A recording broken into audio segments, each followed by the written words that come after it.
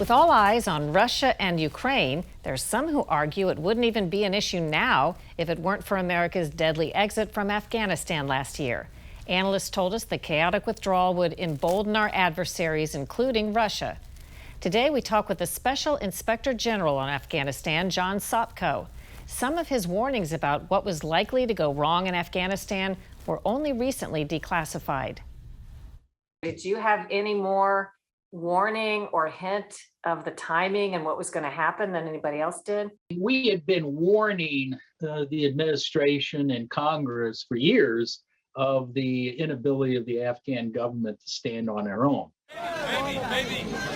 In January last year, before the disastrous and deadly U.S. withdrawal, Inspector General John Sopko issued a report with a stark warning for the Pentagon. It said U.S. contractors were the only thing keeping the Afghan Air Force flying. We basically said everybody's focusing on U.S. troops leaving, but not the fact that the agreement that was signed says all of the contractors have to leave.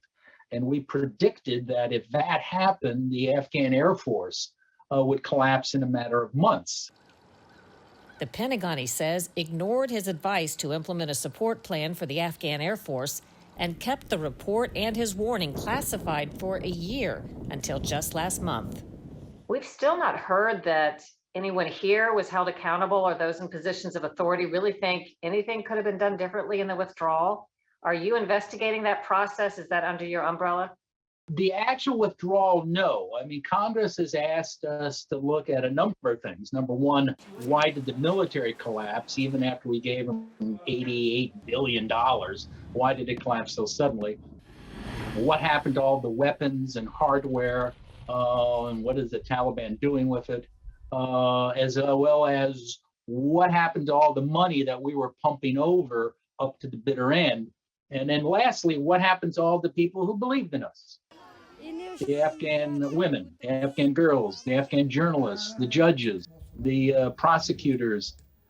We have not been asked to look at the withdrawal of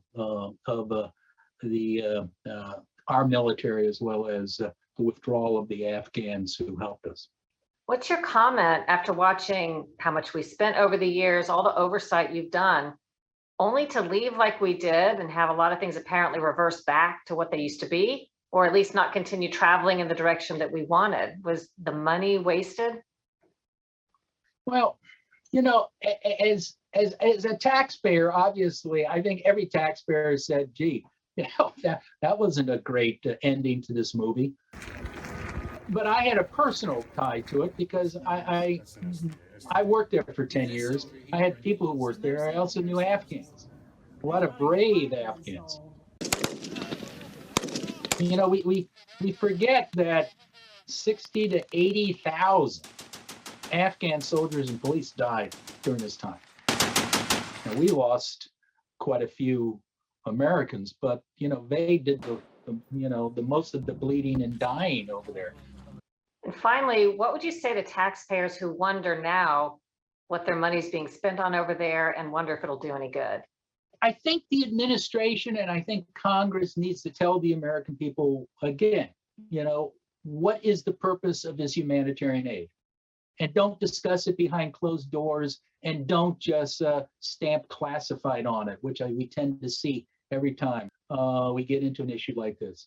And I think the American people have a right to know from Congress and the administration how you're going to make certain it goes to the starving child and not to some, you know, fat Taliban leader. And we don't end up sending the money, it ends up with ISIS.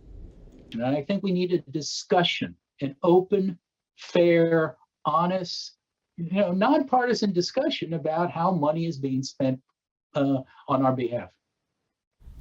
I filed a Freedom of Information request with the military for the after action report, their internal analysis on the Afghanistan withdrawal. The law requires them to provide the document within 20 days, but they didn't.